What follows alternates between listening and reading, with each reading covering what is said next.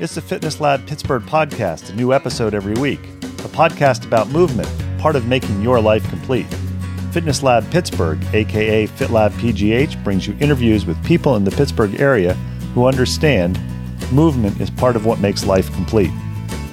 Looking for a new movement idea or just want to hear interesting stories about people who make movement a priority? This is the podcast for you.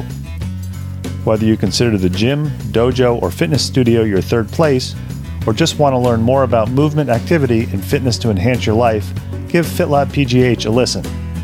We interview locals in the Pittsburgh area who make Pittsburgh a great place to move. Subscribe to us on Apple Podcasts, Stitcher, or Google Play, or check out our website for other subscription options. Subscribing is free and gives you notifications when we release new episodes. Each podcast episode will be long enough to pique your interest and short enough to hold your attention. Have an idea for an episode? Know somebody we should interview? Or just want to connect with us? Drop us an email, fitlabpgh@gmail.com, or follow us on Twitter or Instagram at FITLABPGH. Already a fan of FitLabPGH? Check out our sister podcast, Moving to Live. Moving to Live is a podcast for movement professionals and amateur aficionados. Moving to Live offers weekly interviews with movement professionals featuring topics from career development to coaching tips and education resources to advice for parents of student athletes. We look forward to hearing from you, and we hope you enjoy our next interview, starting now.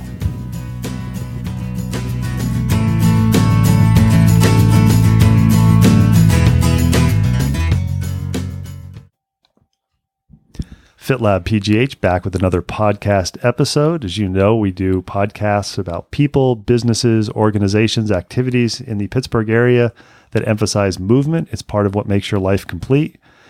As you heard in the intro, if you've got an idea for a guest, contact us. And if you listen to us, you're obviously hearing this now, please leave us some feedback on Apple Podcasts or wherever you're listening to our podcast. We always enjoy hearing feedback. I'm kind of excited about today's guest for a number of reasons. I first learned about it about 18 months ago, but sometimes you have to figure out how to get in touch with the correct person and the correct way to get in touch with them. For those of you who are a little older, you know there's multiple ways with email, texting, Instagram, LinkedIn, et cetera, et cetera, et cetera. So I'm excited to finally connect with her. I was even more excited that I didn't have to go across a bridge or through a tunnel to get here. And then I knew we were in the right place when we got here. Before we even met her, we met her two dogs. It is a dog-friendly work environment, and you know FitLabPGH likes our dogs. So I'm happy to be here today with Cathy Rogers, who is the owner, president of Aero Tech, which if you didn't know, there's a company in Pittsburgh that makes bicycle gear. By bicycle gear, I mean clothing. So we're going to talk to Cathy a little bit about her career as a mover, and also talk about Aero Tech. So if you like to buy locally or you want some good quality cycling clothing, you'll learn more about Aero Tech Designs. Cathy, thanks for taking time to talk to FitLabPGH. My pleasure to be here, and thank you for inviting me. Question we always ask people at FitLabPGH, because we are a podcast in Pittsburgh. Are you a Pittsburgh native? If so, what kept you here? Or if you are not, what brought you here and kept you here? Well, I'm not a Pittsburgh native, but I just love the city. I love living here. I love the people. I love everything about the city. So I'm thrilled to live in Pittsburgh, but I grew up in Altoona, which is not too far away. And the reason why I chose Pittsburgh is because it's just a 2-hour drive from my hometown, so I could still see my mother. So I've been here for about 35 years. And I have the advantage of having the little cheat sheet questionnaire that you fill out before we interview you. So I know that you are currently a mover and that you've had the opportunity to see quite a bit of the United States by bicycle. But I'm wondering, growing up, were you an active kid, or was this something you found after you reached adulthood or college age? Well, I was an active kid. I walked to school and back every day, so that's fairly active. And I had a bicycle, and I rode my bike a lot, just as a child, never competitively or for any purpose other than recreational. When I was in high school, I did some work with the gymnastics, but my true athleticism came after I got out of high school and I went to college in Florida, where it was beautiful every day. And I commuted to school by bicycle, and I just loved it. And from that point forward, I've always been part of the cycling scene and running and triathlons, and just got a bug and couldn't shake it. I'm curious, when you were commuting by bicycle when you were in college, did people look at you strangely, or were you one of the norm? It's funny you should ask that question, because back then, it was in the late 70s, early 80s, I was really a weirdo as a cyclist. I was different. Nowadays, there's cyclists everywhere and people think it's fairly common. But back then, I was kind of like a strange person on the edges of normality. But I loved the bike at the time, and I just enjoyed the time I spent on the saddle. I know when I was getting my doctorate degree, I commuted by bike about 2.5 miles, not that far, because it was faster than driving on campus and trying to find a place to park. And I would actually wheel my bike into the office, and people would say, "You're not allowed to have a bike in here." And I'd say, "Oh, it's here for research purposes," because I was getting my degree in exercise science. I was able to store my bike in the office. So those eyes. And then you've mentioned, how did you get into doing more than just commuting by bike? You said you did some bike racing and triathlons. How did you get into triathlons? Well, it's funny about the bicycle, because once you start to ride and you start to get a certain level of expertise, you just want more. And really, that's kind of like the basis of our whole business here. Ride longer, feel stronger. So once you start riding, you experience so much joy. And that joy, you wanted to keep going. And so commuting was very fun and joyful. And then I took longer rides into longer paths and roads, and went to the beach and started to ride 30 miles to the ocean and 30 miles to a park. And these longer rides just kind of led one thing to the other. And then I became fast. And so I started to compete. And whenever you compete, there's a lot of bike races that are in tangent with triathlons. So swim, bike, and run. And I've always swam, and I learned how to run, and I just competed and loved it. It's very exciting to ride your bike or to run and to bike all in one event and come out with a little pat in the back when you're done. And the t-shirt. And a t-shirt. Yeah, it feels good. And I also know that you've spent a fair amount of time touring, and there's a big difference between racing and competing and saying, I'm going to go out and I'm going to ride 6, 8, 10 hours a day or more. I see you've ridden as much as 140 miles in a day. How do you transition, or how do you do both with the racing and the touring? Because I know when you go to tour, all of a sudden your average speed drops down from when it races. And if you're in that competitive mode, you're like, oh my God, I rode all day and I only averaged 14 miles an hour. Well, there are very different mindsets. When I was in college, I was a competitive bike rider, and I thought of it in terms of training, where you go out and you do circuits and you do intervals and different things to get your heart rate up. And that was a really unique time in my life where everything was based on competition and times. And then I kind of matured from that, went into the touring. So bicycle touring is all about traveling by bike. So the first tour I took, I left college in Tampa, Florida, and I rode up the East Coast to Cape Cod, Massachusetts. It took us about 35 days to ride up the East Coast. And we used these old paper Exxon maps and looked at all the back roads and rode our bike. And at the time, what it did for me was really connected me with nature. So I felt more connected to nature than I ever had in my life. So you could see the snakes on the road, fox, squirrels. You know, the roadkill kind of gave you, it's unfortunate, but it gives you kind of like an insight onto what kind of animals are in the area.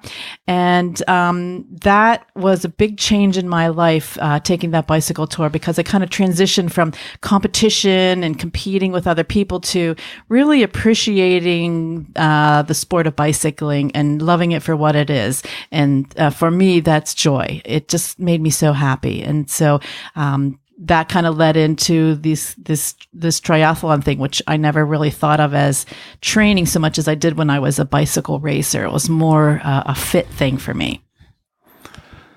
Have you ever done any mountain biking in addition to the touring and the racing on the road? Oh, yes, I have. Mountain biking was never my thing because I'm a girly girl. So I never really liked getting scratched up by the briars, and I didn't like getting my feet wet when you had to put your foot down in a creek, and the mosquitoes would land on you every time you stopped. And so mountain biking was never really my thing, especially here in Pennsylvania. Now, I have mountain biked in Colorado and Moab and places like that. And it's a little bit different there because it's dry and you just have to worry about the gravel. So it's a lot more fun when you go out there and mountain bike. But that was never part of my lifestyle because I lived in Pittsburgh. So mountain biking never rose to the top for me. And today, still biking on a fairly regular basis? Well, funny you should say that because I ride an electric bike now. I have my fourth one. I've started riding an electric bike a few years ago to keep up with my husband. He's very fast and he works out every day, so he's super strong. And so in order to keep up with him, I got an electric bike, and it worked beautifully because before the electric bike, we would go on tandem, and it was not very fun to ride on a tandem because we're both bossy. And then we tried to ride on two singles, and I could never keep up with him on the hills, and he sooner or later would have to wait for me. And so the electric bike completely solved that problem, and he loves it because I can pace him, I can keep up with him. And ever since that first electric bike many years ago, I've owned one, and we just love it. We love riding together. He rides a regular, and I ride the electric, and it's perfect for us. It's funny you should say that. I have a good friend of mine who lives in Colorado, and a similar thing. His wife purchased an electric bike, I think a little less than a year ago, and they can go out and they can ride. And as you said, they can keep up. And if she wants to pull ahead, if they're doing some gravel road rides up a mountain pass, she can pedal a little bit harder, and the electric helps her a little bit more, and she can actually go faster than him, which he doesn't like so much, but she really likes because she can look back and give him a hard time. It's so funny just like that because when you're a bicyclist, most bicyclists are fairly competitive people. I mean, we are. And so when you're out with a group of cyclists, it's really about who's the strongest, who's the fastest, who gets up the hill. There's a lot of that goes on. It's just natural for us.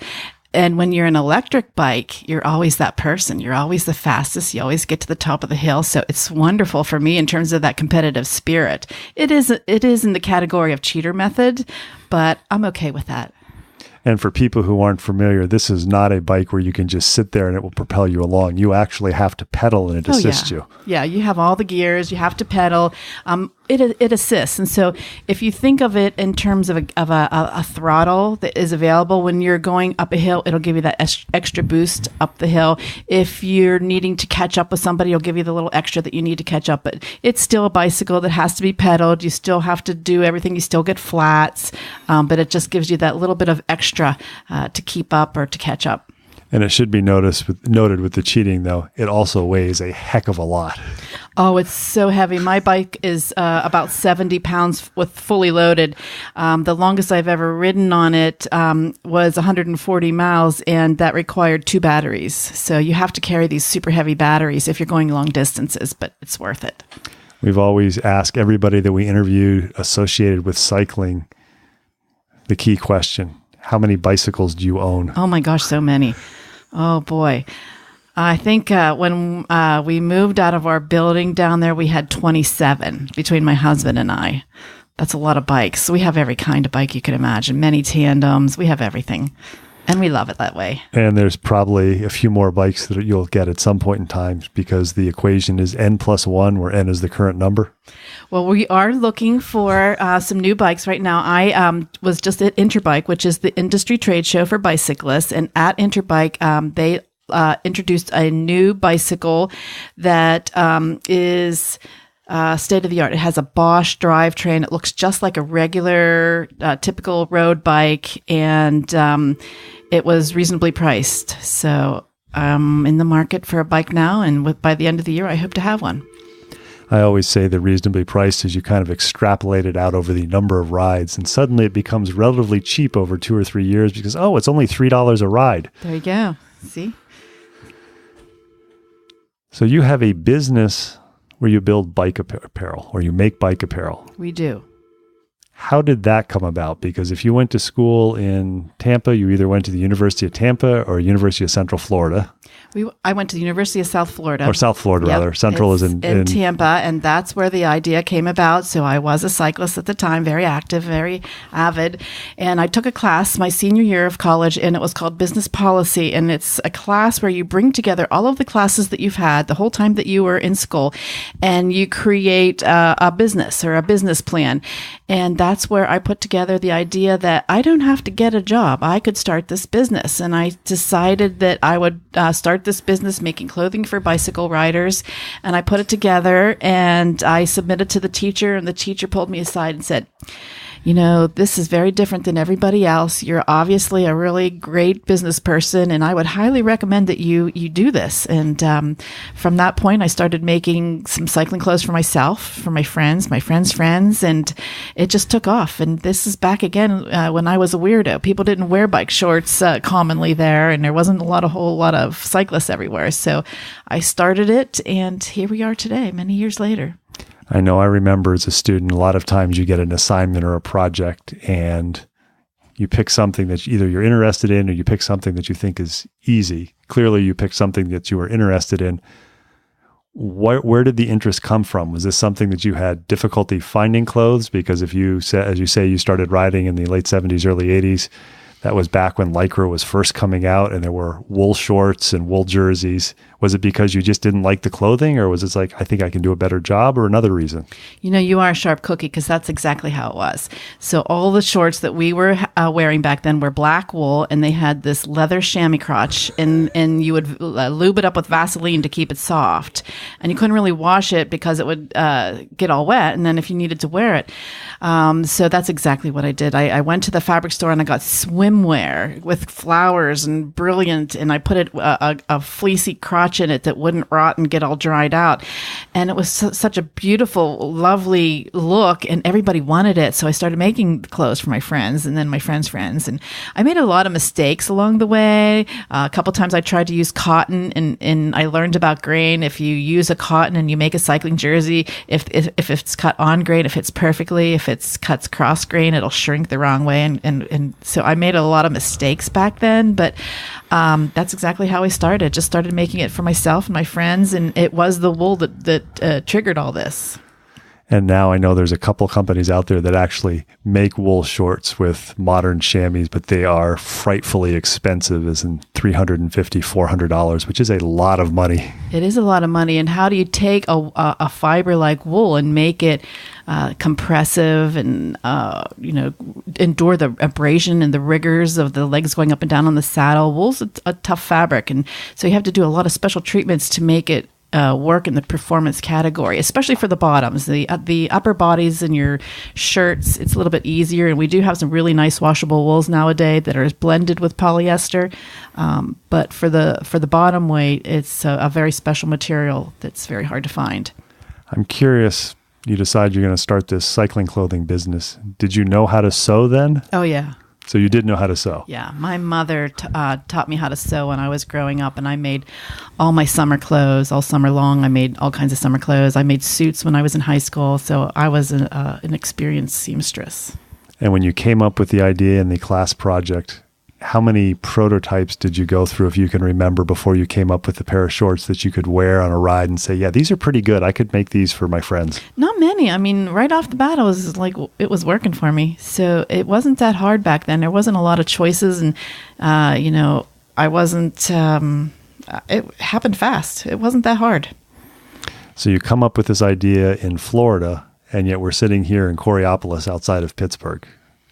Was the plan always to come back to the, in air quotes, Altoona area, since within 2 hours is the Altoona area compared to Tampa? Well, it broke my heart to come back to Pittsburgh, really, when I was in Florida because of the winters, and I was a cyclist. And so it was a really hard decision to make, but I did make the right choice. I'm glad that I did come back. But when I came back and I decided to start the business, I went to the Small Business Administration and I said, I want to start a business making clothing for bicycle riders. And lucky for me, I had a counselor. His name is Frank Schwartz, and he was this old fellow with the Service Corps of Retired Executives. And he's like, I think that's a pretty good idea. I think that would work. I think that our society is ready for something like that. And he believed in me. And everybody else thought, what? You're going to do cycling clothes? That's so weird. But Frank believed in me, and he helped me put my business plan together. And I borrowed some money from my uncle and my boyfriend, and SBA matched it. And I was in business. I went out and got sewing machines and rented some space, and I was off and running. What was the first product that you sold? Was it a pair of shorts? Bike shorts. Absolutely. That's the cash cow of our industry. People are listening to this. Maybe they're just getting into bicycling or realizing that they might want to get a bicycle, because I think one of the unrecognized gems in the Pittsburgh area are all the rails to trails. So if you're afraid of cars, as many of us are, even if we ride on the roads, the rails to trails, you can literally ride all the way to DC, as some people know, or you can go someplace with your kids or with somebody who is of different speeds and ride without having to worry about getting zoomed by a car. Well, if you want to talk about bicycling in Pittsburgh, let me tell you a few things about what it was like then, what it is like now. Those Heritage River Trail that you see on both sides of the river are amazing. They're so beautiful that they're covered with a tree canopy and they're paved, and you can go right along the river and ride your bike all the way to Washington, D.C. on the Gap Trail. And the people behind that are still working. They're still taking these trails and trying to extend them north and extend them to different directions. For example, Friends of the Riverfront, they are the stewards of the Heritage River Trail. They are still working to take it up north in the Allegheny River, and you got the people who maintain the trails, and all of these people are dedicated to that safety when you're cycling, so that you can get on your bike and you can go to a trail and never cross a street, never encounter a car. And it's such a beautiful thing, and we're so lucky. The other thing about Pittsburgh bicycling is Bike Pittsburgh. Scott Bricker is an amazing person. He has been working on bicycling here in the city of Pittsburgh for a very long time, and his work over the years has had such a ripple effect. And so what you see are all these little bike pedestrian groups forming in all these little communities along the trails, because they see what it's like to have a trail in their town, and the clientele that it attracts, and the businesses are prospering from it. And so all of these people working together to build this infrastructure for safe bicycling is a gift. We're very lucky to have that. It's a wonderful resource for our community. And I think those of us who bicycle recognize that. People who maybe are just getting into it or don't bicycle, but maybe are looking for a family-friendly activity, don't recognize it. And I wanted to get to that. People are going, well, I'm going to get a bicycle. Why do I need bike shorts? I mean, it's got a bike seat. It's got lots of padding. And as somebody who owns a bicycle clothing store, or manufacturer rather, you're the perfect person to answer that. Some people may say she has a vested interest, but as somebody who has ridden a bike with bike shorts and without bike shorts, I'm good for about five miles without a set of bike shorts on. That's about it. And then I want my bike shorts. Yeah. I have a friend of mine who now does Ironman triathlons. And when she started out, she rode her first century just in a pair of running shorts and was extremely uncomfortable and said, I don't think this is what I want to do. And I said, Ann, they have bicycling shorts with pads. And her comment was, they do? So this is your chance to educate consumers or people who ride bicycles. Why do you want to wear bicycle shorts? Well, the thing about this is that, yeah, you can ride your bike without bicycle shorts, and there's all kinds of pants that you can wear that are stretchy. You can go to Kmart and get a pair of stretchy pants and wear them. But the thing about bicycling is that it's so fun, and you feel so good when you're riding that you never want it to end. But what's going to happen is that as you're out there riding, your butt's going to really start to hurt. Those two bones that sits on the saddle, those two bones that contact the saddle really start to hurt. And then after a little while, they start to ache. And then it becomes where you will do anything to get relief for your butt. And that's where we come in. So anybody who loves to ride and wants to feel stronger on their bike, they're going to need a pair of bike shorts. And they're like little pillows right underneath your butt bones. And these little pillows will cushion, like shock absorbers, your two little butt bones. So that's part of it, is the cushion for your butt bones. The other part is abrasion. When you ride your bike, your legs are rubbing up and down on the saddle. So if you got seams, those seams will create an opportunity to rub raw. And so this abrasion can lead to saddle sores, which are like boils, and they create bacteria. And so if you wear a pair of bike shorts, you reduce abrasion, you cushion the butt bones, and you also have a stretchy freedom of movement. And so there's no restrictions. Like on the upstroke, if you're wearing a pair of jeans, you'll feel this tension across your knee. You won't get that with bike shorts. And so the freedom of movement and the stretchiness is another factor. So all of those combined lead us to why we have our slogan. Our slogan is ride longer, feel stronger. And it's all about, capturing more of that joy when you're out there riding. And the goal of a pair of bike shorts is you put it on and it becomes like your skin. You don't think about it. It's completely invisible, and all you do is ride.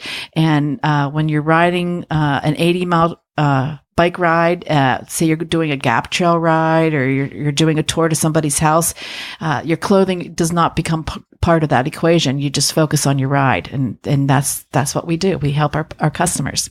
And you mentioned a few minutes ago that back when you started cycling, the shorts were made of wool, which can stretch out, and the chamois was actually, or the padding was actually leather, so it had a tendency to get stiff.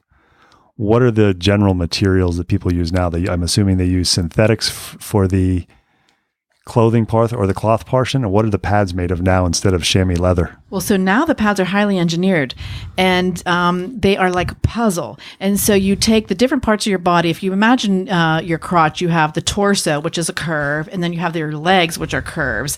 And so you try to get the pad up and in there and tight to your body so that there's no wrinkles. And so if you need it to be stretched out. So you take these pads that are highly engineered so that you have really dense foam on your butt bones. You have very thin foam between your legs. You have male and female to have different anatomy down there. So they're completely different pads. And so we have male pads, we have female pads, all engineered for a nice tight fit up in your crotch to reduce abrasion. And the other thing is sweat and bacteria from your sweat. So if you don't launder your short every day, you could possibly have some bacteria which can get into saddle sores. And so a lot of the chamois pads have carbon to create, to inhibit the growth of bacteria. They have all kinds of finishes that you can put on there that prevent bacteria. So all of the different features are built into these pads, and they're molded in the shape of a bicycle and your bones. And so you take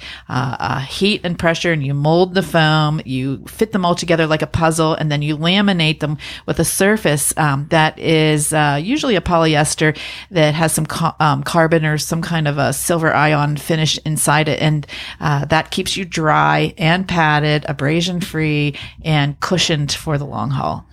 How much do these shorts differ from the first version you came out with when you started in Florida? Oh my goodness, just like night and day. So those old pads, if you can imagine what we have today, and back then it was a chamois, just like you clean your car with. They were engineered. And in order to make the old shorts work, you had to grease them up with Vaseline, and you created a slip. And that was like so that your skin would glide on the Vaseline instead of on the pad. And that's still, a lot of people still use a slip. They'll use things like, an anti-chafe cream or chamois butter or something like that, and they'll grease up their pads, and then it gives them one more area of protection, like a silicone type slip, so that you don't abrade between your legs. And I know that there are a number of different types of shorts. There are regular shorts, there are bib shorts, and there are shorts that have the tight fitting underneath and a looser fitting overshort. Somebody's listening to this, it's like, well, Cathy's convinced me that I might want to try bike shorts that might make my biking more comfortable. Why would one pick, say, for example, bib shorts versus just a regular pair of shorts versus shorts with a looser short over top of it? Well, you're a very sharp cookie again. There are three basic types of bike shorts. There are the bib shorts, there's the spandex shorts, and then there's the touring shorts, we call them. And the touring shorts are really what you start out in. It's a baggy outside, and it looks like a very normal short, so that, if you were a new cyclist, you would look like you're wearing regular shorts. They're loose, they're normal looking, and inside is the bike short. And so the bike short is kind of sewn in, but it's hidden behind the touring short. And touring shorts often have pockets and a little bit of reflective. And so that would be a beginner short, or somebody who's very modest and couldn't wear spandex. And then from there, you move into the standard road short. And a road short is usually skin tight. It's made out of lycra or some kind of stretchy material. And this is the most common short. And people who are cyclists typically will wear that. It usually has a bit of reflective on it. But the reason why people move to bibs is because it's waist free. And so you have no elastic around your waist. And so a lot of people have bellies, or, they're very long torsoed or short torsoed. And so the elastic isn't always in the right place. And so if you move to a pair of bibs, you don't have to worry about that waist thing. And you just kind of use these straps, and that keeps the shorts up without any kind of waist. So. And the bibs also have the advantage if the weather is colder out and you have a tendency for your jersey or your shirt to ride up, it protects your lower back.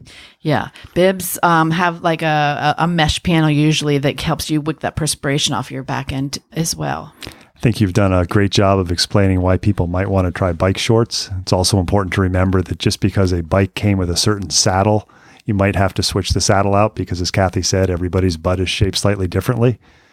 Why would somebody want a bike jersey? Why not a t-shirt? Why not a sweatshirt or a nice fill in your favorite brand bought from your big box store that you wear when you go to the gym?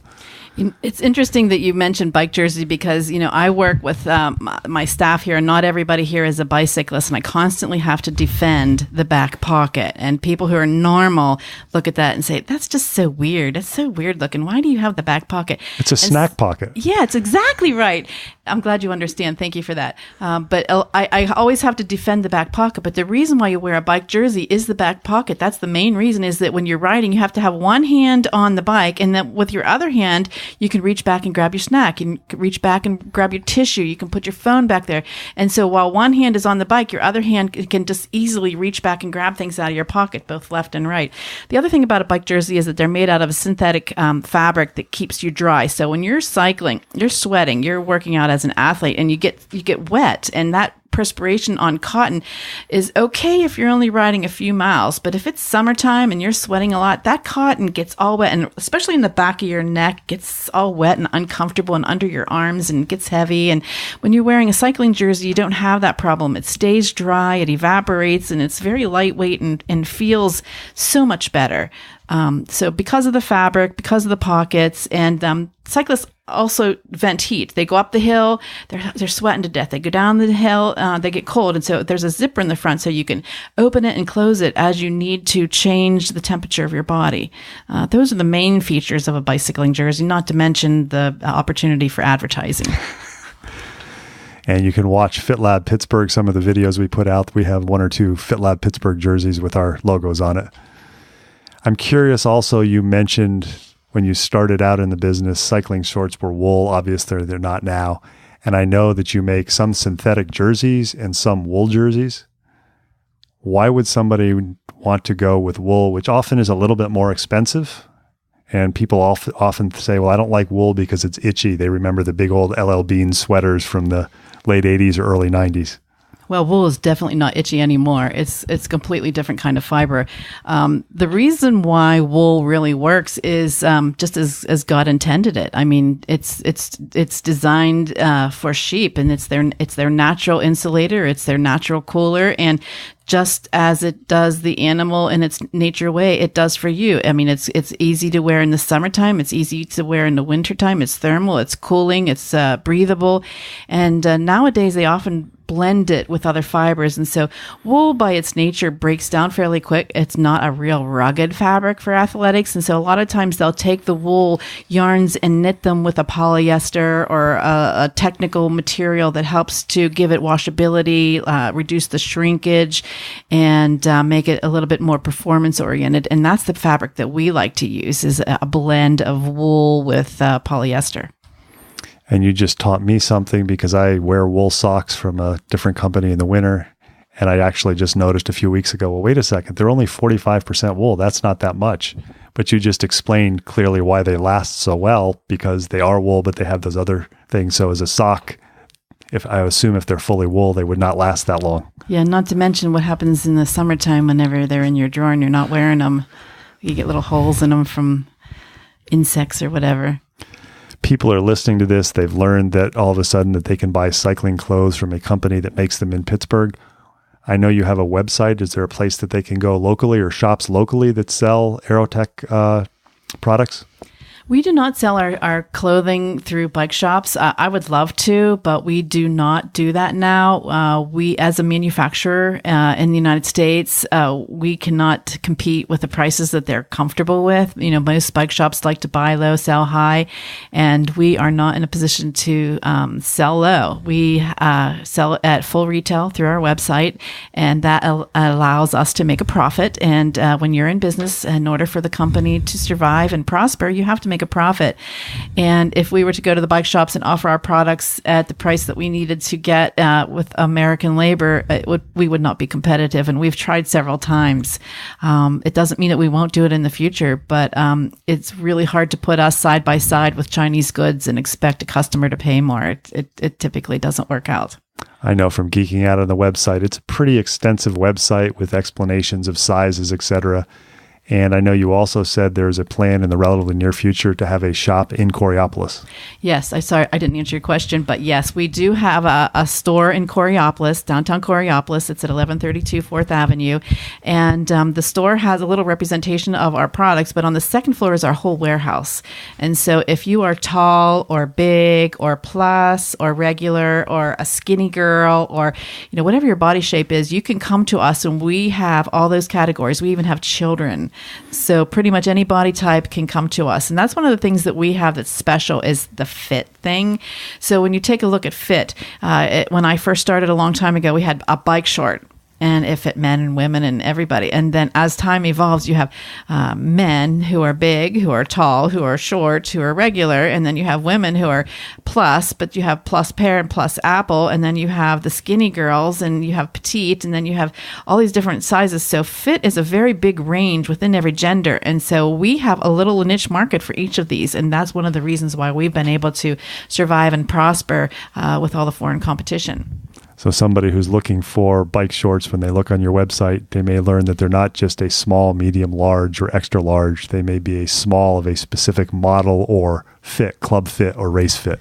Yeah, so race fit and club fit, those are key terms in our industry. A club fit is a fit that is going to fit a wide range of people, maybe a guy with a belly and, a wide range of people. It's a little bit looser. There's more forgiveness in it. Whereas a race fit is designed to be aerodynamic and it fits snug and it's stretchy. And the race fit is what most bike racers prefer. Although, again, you have the tall, the short, so it's fit is a very difficult thing to encompass all the different body shapes in a set of patterns. And so we constantly work to provide great products for all these different body shapes. We've had the good fortune to talk to Cathy Rogers. She is the owner of Aero Tech Designs, which makes cycling clothing in the Pittsburgh area. We'll have extensive show notes, including her webpage, so you can go and you can look and you can find out what exact size you are. And then within the next couple of weeks to month, you can actually travel to Coraopolis and try it on and see, is this what it works? And then actually purchase it. Cathy, I want to thank you for taking time to talk to FitLab Pittsburgh. Thank you very much. I enjoyed it.